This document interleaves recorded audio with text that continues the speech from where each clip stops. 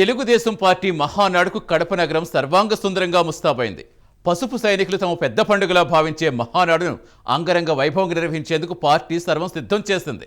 2024 ఎన్నికల్లో కూటమి అఖండ విజయం తర్వాత జరుగుతున్న తొలి మహానాడు నభూతో న భవిష్యత్ అన్నట్టుగా నిర్వహించేందుకు కడప నగర శివార్ చెర్లోపల్లిలో భారీ ఎత్తున ఏర్పాట్లు చేశారు. కడప మహానాడుపై మంత్రి లోకేష్ మార్క్ స్పష్టంగా కనిపిస్తోంది. లోకేష్ రూపొందించిన 6 ఫార్ములాలకు రూపకల్పన చేయడంతో పాటుగా ఫ్రెష్ లుక్, యంగ్ బ్లడ్ థీమ్తో మహానాడు ఉండేలా ప్లాన్ చేసినట్టుగా పార్టీ వర్గాలు చెబుతున్నాయి. మరోవైపు మంత్రి లోకేష్కు పార్టీ పగ్గాలు అప్పగించాలనే ప్రచారం విస్తృతంగా జరుగుతోంది. సీనియర్ నేతలు, మంత్రులు ఇదే డిమాండ్ చేస్తున్నారు. దీనిపై మహానాడులో మరో తీర్మానం చేస్తారా? మహానాడు సంగతులేంటి?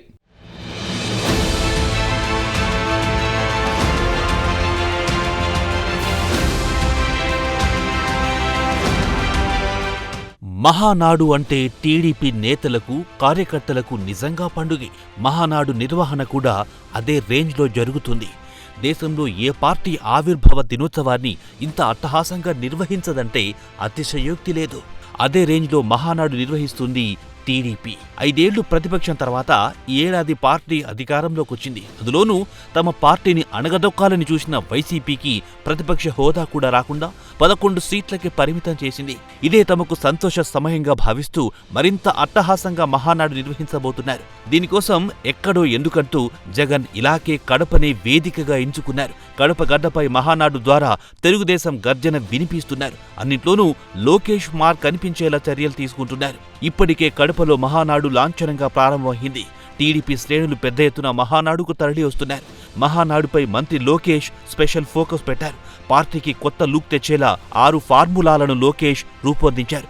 తెలుగు జాతి విశ్వఖ్యాతి, స్త్రీశక్తి, పేదల సేవలో యువగళం, అన్నదాతల కండ, కార్యకర్త అధినేత అంశాల్లో కొత్త విధానాలకు రూపకల్పన చేశారు. పార్టీ మూల సిద్ధాంతం స్ఫూర్తితో భవిష్యత్ తరాలకు అనుగుణంగా కొత్త విధానాలపై లోకేష్ కసరత్తు చేశారు. యువ నాయకత్వం ఉట్టిపడేలా కడప మహానాడు లోకేష్ ప్లాన్ చేసినట్టు పార్టీ వర్గాలు చెబుతున్నాయి. మహానాడు మొదటిసారి కడపలో చేపట్టడం పైన రాజకీయ వర్గాల్లో ఆసక్తి నెలకొంది. టీడీపీ ఆవిర్భావం తర్వాత రాయలసీమలో తిరుపతి తప్ప ఇతర ఏ ప్రాంతంలోనూ మహానాడు జరగలేదు. ఇప్పటి వరకు మొత్తం 30 సార్లు మహానాడులు జరిగినా ఎక్కువ శాతం హైదరాబాద్లోనే జరిగాయి. 16 సార్లు హైదరాబాద్లో, 4 సార్లు విజయవాడలో, 3 సార్లు తిరుపతిలో, 3 సార్లు విశాఖలో, 2 సార్లు రాజమండ్రిలో, వరంగల్లో ఒకసారి, ఒంగోలులో ఒకసారి నిర్వహించారు.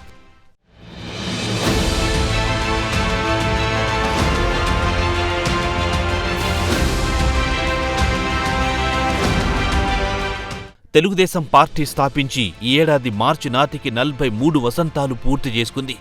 1982 29 మార్చిలో నందమూరి తారక రామారావు చేత స్థాపించబడిన టీడీపీ నారా చంద్రబాబు నాయుడు నాయకత్వంలో అంచెలంచెలుగా ఎదిగింది.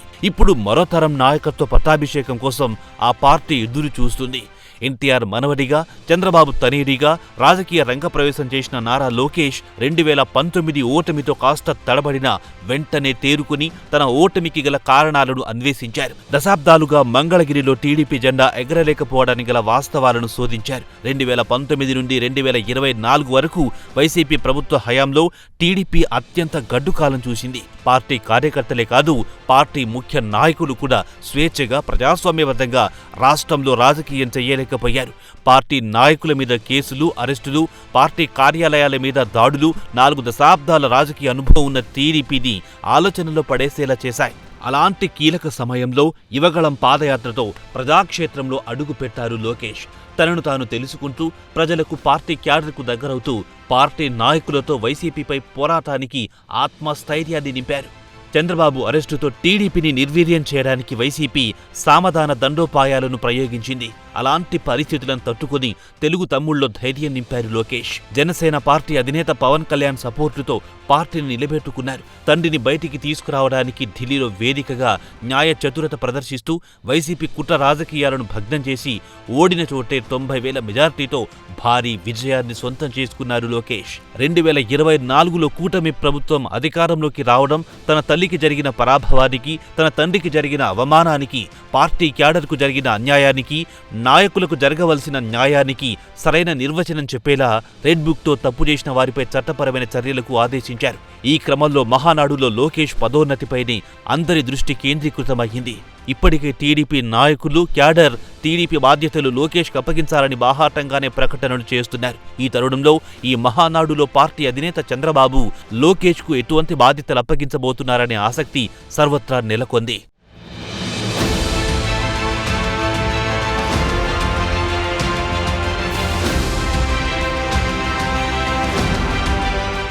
తొలి రోజు పార్టీ ప్రతినిధుల సభ, సంస్థాగత నిర్మాణం, భవిష్యత్తు కార్యాచరణతో పాటు టీడీపీ మౌలిక సిద్ధాంతాలు, మంత్రి లోకేష్ ప్రతిపాదించిన 6 సూత్రాల ఆవిష్కరణకు ప్రాధాన్యమిచ్చారు.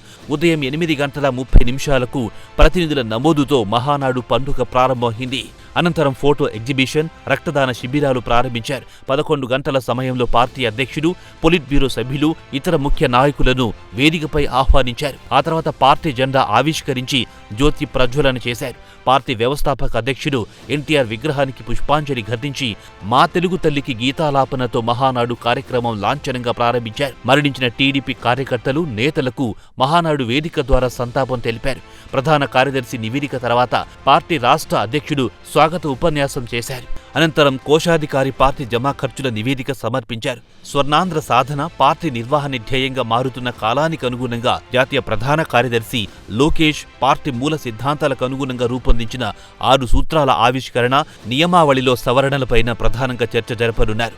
జాతీయ అధ్యక్షుడి ఎన్నికకు నోటిఫికేషన్, భోజన విరామం తర్వాత 6 సూత్రాల్లో మొదటిదైన కార్యకర్త అధినేత అంశంపై చర్చించనున్నారు. పార్టీ సంస్థాగత నిర్మాణం, కుటుంబ సాధికార సారథి, క్యూబ్స్, మై టీడీపీ యాప్తో పాటు కార్యకర్తల సంక్షేమం కోసం చేపట్టాల్సిన కార్యక్రమాలపై విస్తృతంగా చర్చిస్తారు. సాయంత్రం యువగళంపై చర్చలో భాగంగా యువత సంక్షేమం కోసం తీసుకోవాల్సిన చర్చలు, పెట్టుబడులు, ఉపాధి అవకాశాలు, రాష్ట్రంలో అభివృద్ధి వికేంద్రీకరణ, వెనుకబడిన ప్రాంతాలపై శ్రద్ధ, ప్రజాపాలనలో సాంకేతిక విజ్ఞానం, వాట్సాప్ గవర్నెన్స్ పై చర్చించనున్నారు. రెండో రోజు ఎన్టీఆర్ 102వ జయంతి సందర్భంగా నివాళులు అర్పించనున్నారు.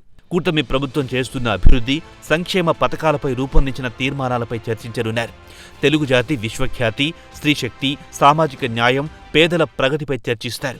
మూడో రోజు 5 లక్షల మందితో భారీ బహిరంగ సభను ప్రతిష్టాత్మకంగా నిర్వహించనున్నారు. అన్ని వసతులతో వైద్య, రక్తదాన శిబిరాలు ఏర్పాటు చేశారు.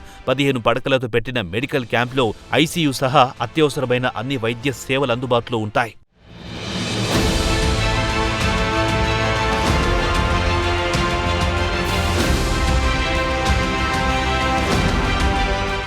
టీడీపీ తలపెట్టిన మహానాడు కార్యక్రమానికి తరలిరావాలంటూ దివంగత ముఖ్యమంత్రి ఎన్టీ రామారావు పిలుపునిచ్చారు.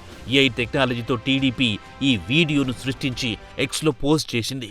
కడపలో జరగనున్న టీడీపీ మహానాడుకు పార్టీ శ్రేణులు పెద్ద సంఖ్యలో తరలిరావాలంటూ ఏఐ ద్వారా నందమూరి తారక రామారావు మాట్లాడినట్లు వీడియో సృష్టించారు. ప్రియమైన నా తెలుగింటి ఆడపడుచులకు, అన్నదమ్ములకు నమస్కారం. తెలుగు జాతిని ఏకం చేయడానికి, తెలుగువారిని జాగృతం చేయడానికి నేను స్థాపించిన మహానాడు నేడు తెలుగువారి ఐక్యతకు చిహ్నంగా నిలవడం నాకెంతో గర్వంగా ఉంది. 2025 మే 27, 28, 29 తేదీలలో కడపగడ్డపై తొలిసారి జరగబోయే మహానాడు వేడుకలకు మీ అందరినీ సాదరంగా ఆహ్వానిస్తున్నాను అంటూ ఈ వీడియో సాగింది. సోషల్ మీడియాలో వైరల్గా మారిన ఈ వీడియో టీడీపీ కార్యకర్తల్లో ఉత్సాహం నింపుతోంది.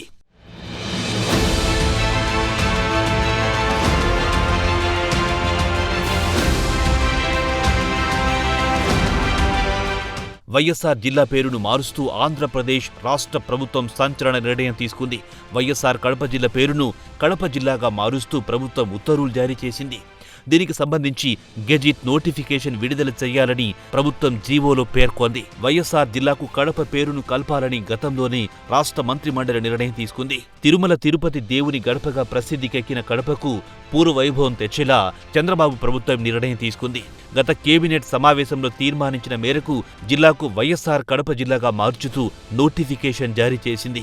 వాస్తవానికి మాజీ ముఖ్యమంత్రి వైఎస్ రాజశేఖర రెడ్డి బ్రతికి ఉన్నంత వరకు ఆయన సొంత జిల్లాకు కడప జిల్లాగానే పిలిచేవారు. 2009లో ముఖ్యమంత్రిగా ఉంటూనే హెలికాప్టర్ ప్రమాదంలో వైఎస్ మరణించారు. దీంతో అప్పటి ప్రభుత్వం వైఎస్ను నిత్యం స్మరించుకునేలా వైఎస్ఆర్ కడప జిల్లాగా మార్చింది. 2014లో అధికారంలోకి వచ్చిన చంద్రబాబు ప్రభుత్వం ఈ విషయంలో జోక్యం చేసుకోలేదు.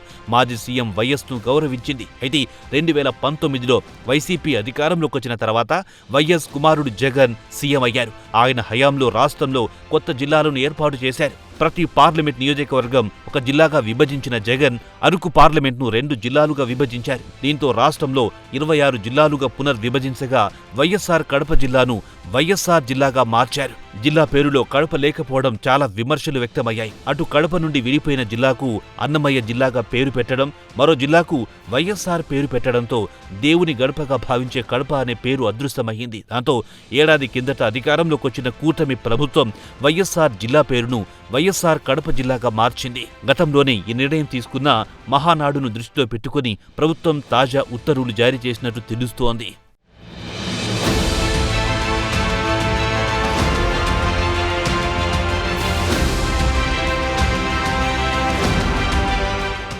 మహానాడు ఎప్పుడు నిర్వహించినా ఈ కార్యక్రమానికి వచ్చిన పార్టీ నేతలు కార్యకర్తలందరికీ పసందైన వంటలతో భోజనాలు ఏర్పాటు చేశారు. ప్రతి మహానాడులానే ఈసారి భోజన మెను అదిరిపోయింది. 22 రకాల వంటకాలతో కూడిన మెను భోజన ప్రియుల నోరూరిస్తోంది. వెజ్, నాన్ వెజ్ వంటకాలతో మెనూను సిద్ధం చేశారు. ఏపీ మంత్రి బీసీ జనార్దన్ రెడ్డికి ఈ భోజన ఏర్పాట్ల బాధ్యతను అప్పగించారు. కూటమిలో మంత్రులు అనగాని సత్యప్రసాద్, ఎస్ సవిత ఉన్నారు. అనంతపురం ఎంపీ బీకే పార్థసారథి, ఎమ్మెల్యేలు జ్యోతుల నెహ్రూ, నంద్యాల వరదరాజుల రెడ్డి, చింతమనేని ప్రభాకర్, ఆరిమిల్లి రాధాకృష్ణ, ఎమ్మెల్సీ పేరాబత్తుల రాజశేఖర్తో పాటు పలువురు నేతలు భోజన కూటమిలో ఉన్నారు. దెందులూరు ఎమ్మెల్యే చింతమనేని ప్రభాకర్ భోజన ఏర్పాట్లను దగ్గరుండి చూసుకుంటున్నారు. మొదటి రోజు Tapeswaram kaja, gongura chicken, vegetable biryani main items అని, రెండో రోజు అల్లురయ్య ఉంటుందన్నారు. ఈసారి ఆవకాయ కూడా స్పెషల్ అని, దెందులూరు నుంచి మామిడికాయలు తీసుకొచ్చారని చింతమనేని చెప్పారు. మహానాడు ప్రాంగణంలో అన్ని వైపులా ఫుడ్ కోర్టులు ఏర్పాటు చేశారు. 3 రోజుల భోజనాల్లో 20 రకాలకు తగ్గకుండా వడ్డించనున్నారు. వంటలు చేయడానికి వడ్డింపులకు 5,000 మంది పనిచేస్తున్నారు. ఉదయం టిఫిన్లో pongali, idli, tomato bath, tutti frutti kesari, coffee, tea ఇస్తున్నారు. మధ్యాహ్నం భోజనంలో నాన్ వెజ్లో gongura chicken, Andhra style chicken curry, egg roast, roti పచ్చడి, తెల్లన్నం, ప్లెయిన్ బిర్యానీ, సాంబార్, ఉలవచారు, మామిడికాయ పచ్చడి, పెరుగు, వెజ్లో తెల్లన్నం, గోంగూర పూల్, మఖానా, ప్లెయిన్ బిర్యానీ, టమాటా పప్పు, రోటి పచ్చడి, పెరుగు, చిప్స్, ములక్కాయ, టమాటా గ్రేవీ, బెండకాయ బూందీ, సాయంత్రం స్నాక్స్ కి కాఫీ, టీతో పాటు కార్న్ సమోసా, బిస్కెట్లు, పకోడీ, మిర్చి బజ్జీలు, రాత్రి భోజనంలో రైస్తో పాటు వంకాయ బఠానీ, ఆలూ ఫ్రై, పెసరపప్పు చారు, రోటి పచ్చడి, పెరుగు వడ్డిస్తున్నారు. విజయవాడకు చెందిన అంబికాస్ క్యాటరింగ్ భోజనాలు తయారు చేస్తున్నారు. 11 ఏళ్లుగా 2014 నుండి మహానాడులో క్యాటరింగ్ చేస్తున్నట్లు ఆ సంస్థ ప్రతినిధి శివాజీ తెలిపారు. 10 లక్షల వాటర్ బాటిల్స్ రప్పించామని, గతంలో వెజ్ ఎక్కువగా మెనుండేదని ఈసారి మెనూలో నాన్ వెజ్ వంటకాలున్నాయన్నారు.